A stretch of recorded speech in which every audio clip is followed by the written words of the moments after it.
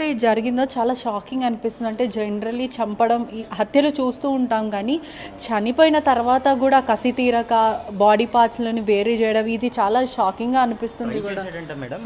అది అవ్వలేదు అని కూడా పోలీసులు ఇచ్చిన సమాచారం మేరకు కూడా అతని దగ్గర ఎక్విప్‌మెంట్స్ లేవు. ఒకవేళ ఎక్విప్‌మెంట్స్ ఉంటే అన్ని పార్ట్‌లు వేరే చేసేవాడు అని కూడా తెలుసు. చేసి ఎస్కేప్ చేద్దాం అని అనుకున్నాడు బాడీని. ఆ ప్లాన్ వర్కౌట్ అవ్వలేదు. వాడి భయం వేసినట్టు ఉంది, వెళ్ళిపోయాడు. ఆయన వెళ్ళిపోయిన తర్వాత కూడా హాస్పిటల్ ఘోరంగా ఉంది మేడం. బ్లడ్ మొత్తం ఆ బాత్రూమ్ నిండా అయితే కూడా మొత్తం బ్లడ్డే.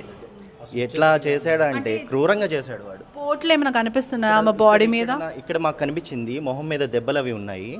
అట్లాగే కింద చంపాడేమో. కాళ్ళ మధ్యలోంచి బ్లడ్ అనేది ఫామ్ అవుతా వచ్చింది. కాలు అయితే సకానికి నరికేసి ఉంది. ఇవైతే సీన్లో మేము చూసాం అంతే. మీకు చూసిన వాళ్ళకి చాలా ఇప్పటికీ కూడా మీకు భయం మీ కళ్ళలో కనిపిస్తుంది నాకు. అది పోవట్లే. పడుకున్నప్పుడు కూడా అదే వస్తుంది. అంటే అంత దారుణంగా చేశాడు వాడు.